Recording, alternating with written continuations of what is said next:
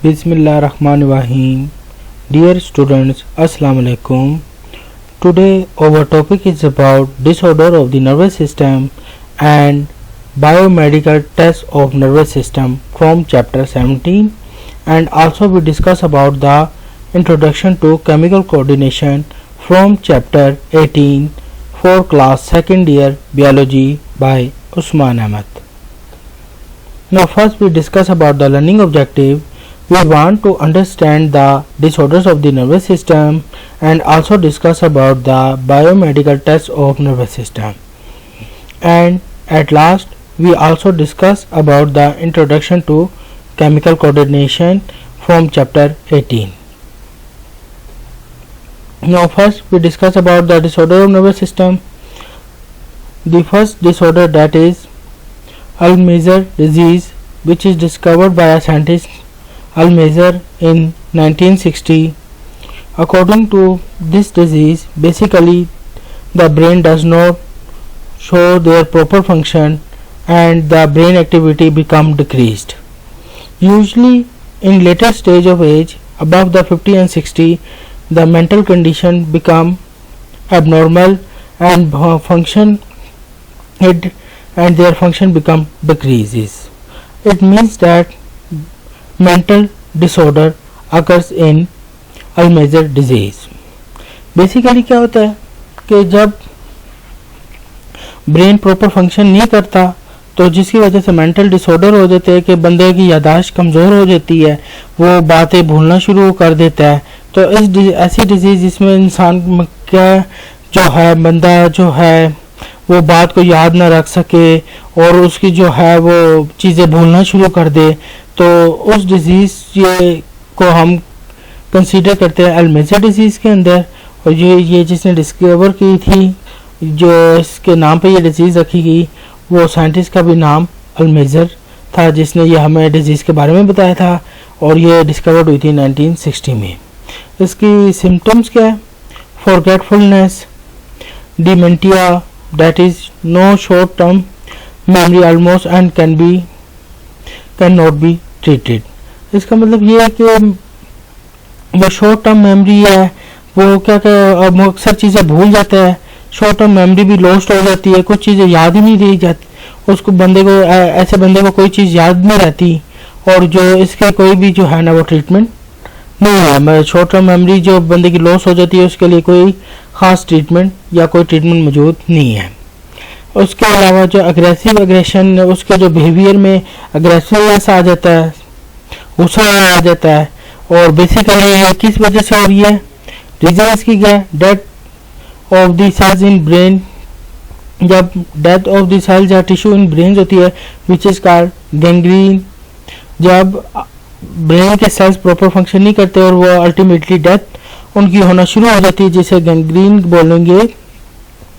जिसकी वजह से क्या बंदे की जो मेंटल हेल्थ है वो प्रॉपर नहीं रहती है, और जिसकी वजह से क्या है कि मेंटल जब प्रॉपर फंक्शन नहीं करता उसके जो शॉर्ट टर्म मेमोरी है वो क्या हो जाती है? लॉस्ट हो जाती है. वो मुख्तलिफ चीज़ों को भूलना शुरू कर देता है और जिसकी वजह से जो डिजीज़ काज होती है उसे हम अल्जाइमर डिजीज़ बोलते हैं. तो ये तो हमारे पास फर्स्ट टाइप थी डिसऑर्डर ऑफ नर्वस सिस्टम है. सेकंड हमने डिस्कस करना है स्ट्रोक के बारे में. स्ट्रोक से बात यह है returning of the blood vessel which supply the oxygenated blood to cerebral cortex. क्या होता है कि जो ब्लड वेसल्स हैं, जो ऑक्सीजनेटेड ब्लड जो है ब्रेन के पार्ट सेरिब्रल कॉर्टेक्स को प्रोवाइड करती है, वो क्या हो जाती है? रप्चर हो जाती है. जब उसकी rupture of the blood vessel हो जाएगी, ब्लड क्लोटिंग जो है वो ब्रेन के एरियाज में हो जाएगी. जो सेरिब्रल कॉर्टेक्स का एरिया है उधर आपको पता है कि cerebrum which is the largest part of the brain, और उसमें आपके पास जो रीजन प्रेजेंट होता है उसमें उसको हम सेरिब्रल कॉर्टेक्स कहते हैं. तो आपने जिसको हमने अपने प्रीवियस लेक्चर में सेरिब्रल कॉर्टेक्स को डिस्कस भी किया है जब हमने ब्रेन को डिस्कस किया था. तो बेसिकली क्या होता है, जब जो ब्लड सप्लाई करती है, ऑक्सीजनेटेड ब्लड सप्लाई करती है सेरिब्रल कॉर्टेक्स को, जो which is the part of the cerebrum of the brain, वो क्या हो जाती है? रप्चर हो जाती है. रप्चर समझ लिया, वो आप समझे क्या वो डैमेज हो जाती है. जिसकी वजह से क्या होगा, जहाँ जहाँ से वो डैमेज होगी वहाँ पे ब्लड क्लोटिंग हो जाएगी, उस एरिया पे ब्लड क्लोटिंग हो जाएगी, और जिसकी वजह से जो है मेंटल जो है, जो आपका ब्रेन है वो प्रॉपर फंक्शन नहीं करेगा, जिसकी वजह से मेंटल डिसऑर्डर हो जाएगी। और ऐसी डिजीज को हम क्या कहते हैं, स्ट्रोक कहते हैं। It leads to the non functioning of a body part that were regulated by a particular damage part of the brain. और इसकी वजह से क्या होता है कि आपका जो मेंटल कंडीशन है, जब वो डैमेज हो जाता है तो बॉडी जो है वो प्रॉपर फंक्शन नहीं कर पाएगी, क्योंकि जो ब्रेन जिस पार्ट को कंट्रोल कर रहा होता है वहाँ अगर वो आपका डैमेज होता है तो वो हिस्सा आपका क्या हो जाएगा, प्रॉपर फंक्शन नहीं करेगा, जिसकी वजह से वो बॉडी पार्ट आपकी पैरालाइज हो जाएगी, आप कोमा में जा सकते हैं, और इवन क्या हो सकती है, आपकी डेथ भी खास हो सकती है। अब हम देखते हैं इसकी में क्या हमारे पास सिम्टम्स हैं। पैरालिसिस है, कोमा है, तो कम्प्लीटली पैरालाइज हो सकता है, या उसका राइट या लेफ्ट हिस्सा क्या हो जाता है, पैरालाइज हो जाता है। क्यों? बिकॉज इसके आपको की पॉइंट पता होना चाहिए कि ये cerebral cortex that is the cerebrum which is the largest part of the brain.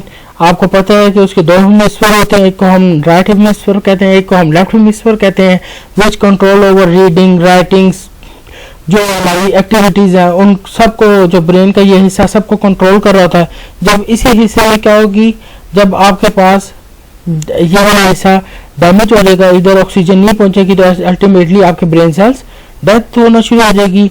और जिसकी वजह से क्या होता है कि इंसान का जो बॉडी है वो जहाँ जहाँ से भी ये रैप्चर होगी, जहाँ जहाँ से भी ये ब्रेन का सेरिब्रल कॉर्टेक्स का हिस्सा डैमेज होगा, वहाँ से क्या होगा कि बॉडी के वो है जो पार्ट्स हैं आपके पार्शली या कम्प्लीटली क्या हो जाएंगे, पैरालाइज हो जाएंगे। और इवन अगर आपका ये ज़्यादा हिस्सा डैमेज होगा सेरिब्रल कॉर्टेक्स का, तो फिर इसके अल्टीमेटली इंसान कोमे में चला जाता है।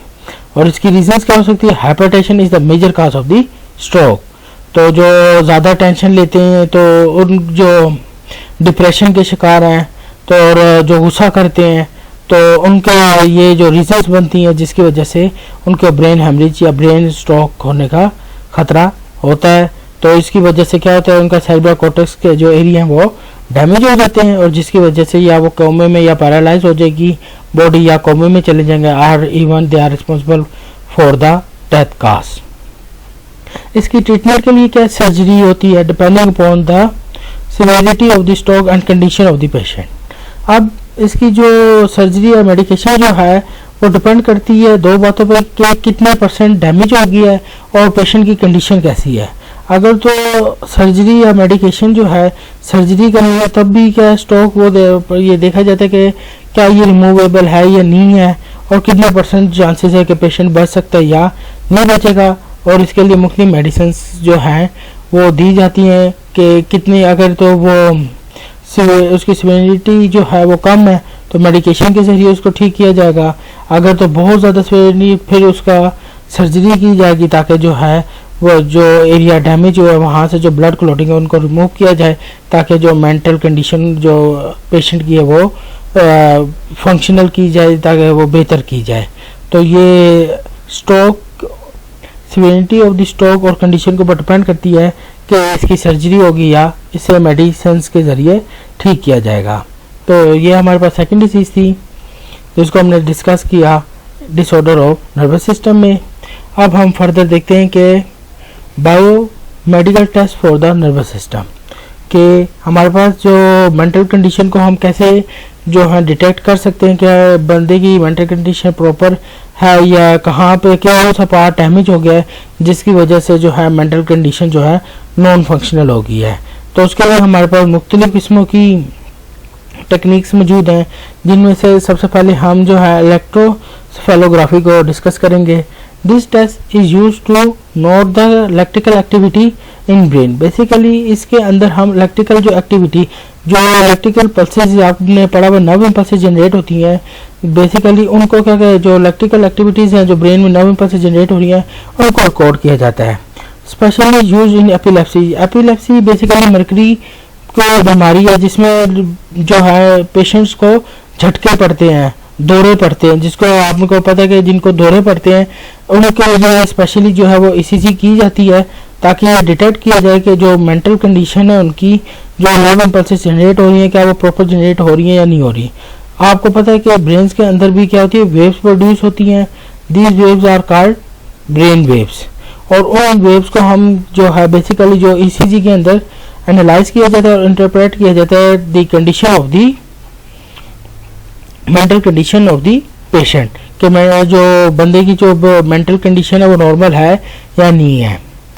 तो अब हम देखते हैं डायग्राम के जरिए। देखें आपके पास ये ईसीजी मशीन है जो कंप्यूटराइज सिस्टम से ये यहाँ पे ब्रेन ईसीजी मशीन के ज़रिए ये क्या यहाँ पे लगा दी जाती हैं कि ताकि जो टर्मिनल्स हैं ये मौजूद हैं ताकि ब्रेन की जो है वो कंडीशन जज की जाए और वो जो आप इलेक्ट्रिकल वेव्स जो प्रोड्यूस होती है ब्रेन में उनको ये मेजर करेंगे। ये देखेंगे कितने वो परसेंटेज आ रही है, जिससे ये पता चलेगा कि कितने परसेंटेज जो है बंदे का ब्रेन जो है जो के सेल्स को वो डिटेक्ट कर रहा है कि वेव्स की क्या कंडीशन और उसके मेंटल कंडीशन के बारे में। इधर ग्राफ आपके पास इस तरह ये ग्राफ की आ जाएगा, जिससे मेंटल कंडीशन का पता चल जाएगा कि ये मेंटल कंडीशन सही है या फंक्शनल प्रॉपर फंक्शन कर रहा है या नहीं कर रहा।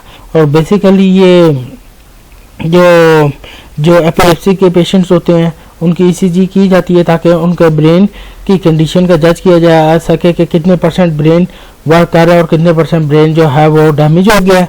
और फिर उसके अलावा जो है इसके लिए भी मुख्तलिफ मेडिसिन वगैरह इस्तेमाल की जाती हैं ताकि जो है वो उस डिजीज़ को कंट्रोल किया जाए। तो ये तो था ईसीजी के बारे में कि ईसीजी कैसे की जाती है। और बेसिक इसमें की पॉइंट ये है कि इसमें इलेक्ट्रिकल वेव्स जो हैं उनकी इंटरप्रिटेशन की जाती है कि मेंटल कंडीशन नॉर्मल है या नहीं है। तो इसको हम क्या बोलते हैं, इलेक्ट्रोसेफेलोग्राफी। अब फर्दर जो है सेकंड टेक्निक है उसे हम बोलते हैं कंप्यूटेड टोपोग्राफी, जिसे आप सिटी स्कैन कहते हैं। ये कंप्यूटराइज टेक्निक है, इसमें हम एक्सरेज प्रोड्यूस करते हैं फ्रॉम डिफरेंट एंगल्स और वो क्या करती है वो हमें इमेज बना देती है। और जब हमारे पास ब्रेन का इमेज बन जाएगा उसके मुताबिक हम आइडेंटिफाई कर देते हैं कि मेंटल कंडीशन कैसी है और कहाँ पे जो है प्रॉब्लम मौजूद है। CT scan is done simple और बाय डाई।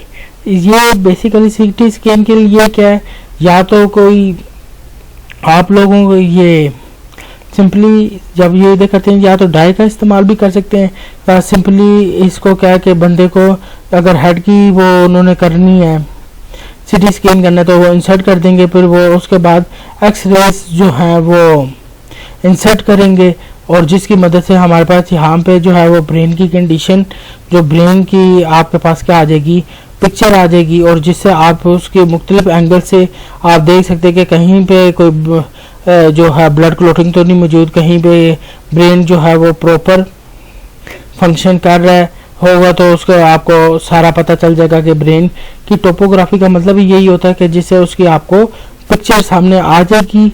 जो इस भी चीज़ की अगर आप हेड की पिक्चर आप ले रहे हैं तो ब्रेन की सारी जब आपके पास पिक्चर आ जाएगी तो इससे आपको पता चल जाएगा मेंटल कंडीशन नॉर्मल है या नहीं है।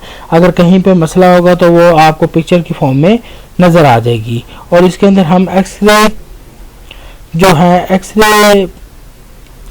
है की मदद से जो है हम पिक्चर लेते हैं, जिसकी मदद से कंप्यूटराइज हमें वो बता देता है कि ये किस हिस्से में जो है वो प्रॉब्लम हो सकती है। जैसे हम उसका इमेज देखते हैं तो हमें पता चल सकता है कि नॉर्मल क्या और जो अफेक्टेड है उसमें दोनों को जब हम कंपेयर करेंगे तो हमें अफेक्टेड एरिया नज़र आ जाएगा कि कहाँ पे जो है मसला मौजूद है। तो इसे हम बोलते हैं सिटी स्कैन। ये देखें ये मशीन है जिसके मदद से क्या है वो जब भी इनसे ब्रेन को या हेड रीजन को इंसर्ट करेंगे तो उसकी मुख्तलिफ एंगल से पिक्चर्स बनना शुरू हो जाएंगी और उसके बाद डॉक्टर जब उसको चेक करेगा तो वो बता देगा कि कौन सी साइड ज़्यादा इफेक्टिव है और कौन सी साइड नॉर्मल है, जिसकी मदद से हमें मेंटल कंडीशन के बारे में पता चल जाएगा। फिर फर्दर जो हमारे पास टेक्निक है वो है magnetic resonance imaging. Basically MRI में क्या करते हैं हम स्ट्रॉन्ग मैग्नेटिक फील्ड्स को इस्तेमाल करते हैं ताकि हमारे पास इमेज ऑफ द ऑर्गन जो है वो जनरेट हो जाए, ताकि हमें जहाँ पर भी जो फॉल्ट है बॉडी में उसके बारे में हमें पता चल जाए। एमआरआई में बेसिकली क्या है कि हमारे पास कहीं पे भी कोई भी फॉल्ट है तो वो सारी बात है, अगर हम हड्डी का अगर हम देखना चाहते हैं कि हड्डी में किधर, अगर हमें नहीं पता चल पा रहा कि फ्रैक्चर किधर है या कोई हड्डी में कोई मसला आ गया है, कहीं एंगल का मसला आ गया, तो हम क्या करेंगे, एमआरआई करेंगे। एमआरआई जो है वो हमें हड्डी की ऐसी पोजीशन, वो पिक्चर्स जब वो शो करेगा तो उससे हमें ये वो माइन्यूट तक वो हमें बता सकती है एमआरआई के ज़रिए कि कहीं पे कहाँ पे जो है हड्डी में जो है वो मसला मौजूद है। ये टेक्नोलॉजी जो है ये बहुत बहुत ज़बरदस्त है, मतलब बहुत आप समझे कि एडवांस है कि जैसे आप मैग्नेटिक फील्ड में जब किसी भी ऑर्गन को आप करते हैं तो उसका जो इमेज बनता है उससे हमें ब्रेन हो गया या आपकी किसी हड्डी में मसला आ गया तो वो उसकी इमेज ऐसी शो करेगा कि आपको उसके हर चीज़ जो है बॉडी का जो है वाज़ेह नज़र आ जाएगी, और आपको जो है अगर कोई फॉल्ट है तो वो आपको ढूंढने में बहुत आसानी हो जाएगी। और इसको हम बेसिकली जो यूज़ करते हैं वो इसीलिए करते हैं because to find out any fault in the body. और ये देखें, ये मैग्नेटिक फील्ड जो आपके पास मैग्नेटिक रेजोनेंस इमेजिंग ये स्कैन है, वो बेसिकली क्या हुआ कि ये अभी ये मशीन के अंदर अगर लेग के हिस्से को हम डालेंगे कि कहाँ पे जो है एंगल का कोई मसला है या कहीं पर डिस्टॉर्शन है या फिर कोई फ्रैक्चर है, ऐसा फ्रैक्चर है जिसका नहीं पता चल पा रहा या कोई दर्द हो रही है, तो इस ऐसे में हम जब उसकी एमआरआई करते हैं तो हमें वो 3 ऐसी डिमेंशनल में पिक्चर्स हमारे पास आ जाती है कि उसकी जो फॉल्ट है उसको हम फ़ौरन डिटेक्ट कर सकते हैं। तो इस टेक्निक को हम बोलते हैं एमआरआई स्कैन, जो कि आप जो मेंटल कंडीशन के लिए भी हम इस्तेमाल कर सकते हैं, बॉडी के किसी ऑर्गन के लिए भी इस्तेमाल कर सकते हैं। तो अब हमारा चैप्टर जो 17 था वो ख़त्म हो गया है। अब हम अपना चैप्टर 18 के बारे में शुरू करेंगे। आज हम इंट्रोडक्शन करेंगे अबाउट केमिकल कोऑर्डिनेशन के बारे में। तो chemical coordination, we have to discuss about the chemical coordination in animals. Animals have 2 types of coordination, that is nervous coordination and chemical coordination. In our previous chapter we have already discussed about the nervous coordination. Now we have to discuss about chemical coordination in our new chapter, that is chemical coordination. अब हम देखते हैं कि chemical coordination कैसे होती है। Basically the chemical coordination regulate the different function called hormones and produced by the endocrine glands.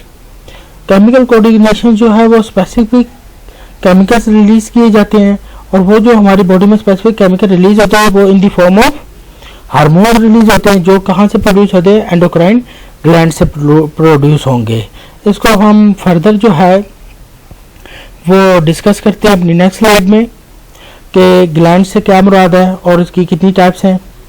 Basically जो आपके पास ग्लैंड्स हैं, ग्लैंड्स आर का फंक्शन क्या है, glands is a tissue that makes secretion.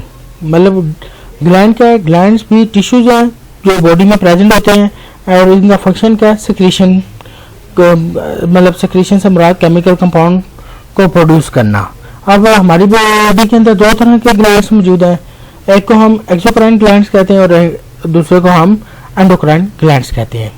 जो एक्सोक्राइन ग्लैंड है, they have the duct gland and the secretion of the exocrine gland is called the juice.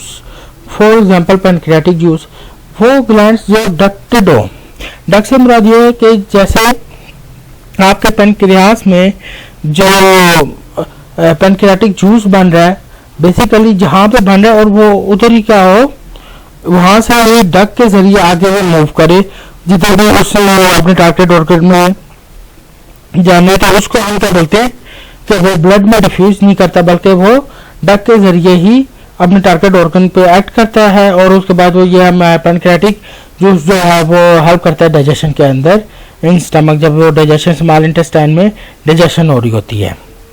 फिर और ऐसे ग्लैंड को हम क्या बोलते हैं, डक्टेड ग्लैंड या एक्सोक्राइन ग्लैंड बोलेंगे। एंडोक्राइन ग्लैंड क्या होते हैं, जो डक्टलेस ग्लैंड होते हैं, and their secretion are produce in the form of hormone which are transported in blood. Basically इनमें ये प्रोड्यूस होते हैं in the form of hormones, ये जो सिक्रीशंस बनती हैं उनको हम हार्मोन्स कहते हैं, और ये डग के जरिए जो है वो टारगेटेड ऑर्गन तक नहीं जाते बल्कि ये ब्लड में डिफ्यूज होते हैं and then they move towards their target organs की तरफ मूव करेंगे। तो ऐसे ग्लैंड्स जो है कोई डग सिस्टम मौजूद नहीं होता उनको हम क्या बोलते हैं, डक्टलेस ग्लैंड कहते हैं। और ये किसकी मदद से जो है बॉडी में ट्रैवल करते हैं, ये ट्रांसपोर्ट होते हैं, ये ब्लड के जरिए जो है वो बॉडी में ट्रैवल करते हैं, और इन ग्लैंड्स में की सिक्रीशंस को हम हार्मोन्स कहते हैं। फर्दर आपने ये बात नोट करनी है कि ये बात याद रखनी है कि the juices perform their function at the relative side of their production. जो भी जूसेस जो ऐसा पैंक्रियाटिक जूस हमारा बना वो अपनी रिलेटिव साइड ही पे जहाँ पे बना उधर ही वो इस्तेमाल हो रहा है। तो जो जूसेस है जो आपके पास एक्सोक्राइन ग्लैंड से रिलीज हुए हैं वो बेसिकली अपने टारगेट ऑर्गन से ही जहाँ से वो रिलीज हुए वहाँ उसी साइड पर क्या होते हैं, इस्तेमाल होते हैं। जबकि आपके पास जो हार्मोन्स हैं वो उस जहाँ से बने हैं वहाँ पे इस्तेमाल नहीं होंगे बल्कि they are move away from their side of production. अगर वो पिट्यूटरी ग्लैंड से रिलीज हो रहा है तो लाजमी है कि पिट्यूटरी ग्लैंड ही में इस्तेमाल हो, बल्कि वो उसका टारगेट ऑर्गन को जो है वो लीवर भी हो सकता है, किडनी भी हो सकता है, और मुख्तलिफ आपका जो है ना ऑर्गन हो सकता है। तो ये बात आपने याद रखनी है कि हार्मोन बेसिकली क्या करते हैं, जहाँ से बनते हैं वो वहाँ पर काम नहीं करते बल्कि उनका टारगेट ऑर्गन जो है वो अवे होता है फ्रॉम देयर प्रोडक्शन, जहाँ से वो बन रहे हैं। और आपने ये बात याद रखनी है जो केमिकल कोऑर्डिनेशन है is slow but long term effect. जो केमिकल कोऑर्डिनेशन है वो स्लोली एक्ट करती है लेकिन उनका जो इफेक्ट है वो लॉन्ग टर्म होता है। तो ये तो था introduction about the chemical coordination के बारे में। नेक्स्ट टाइम हम इसकी जो है फर्दर डिटेल डिस्कस करेंगे। Thank you.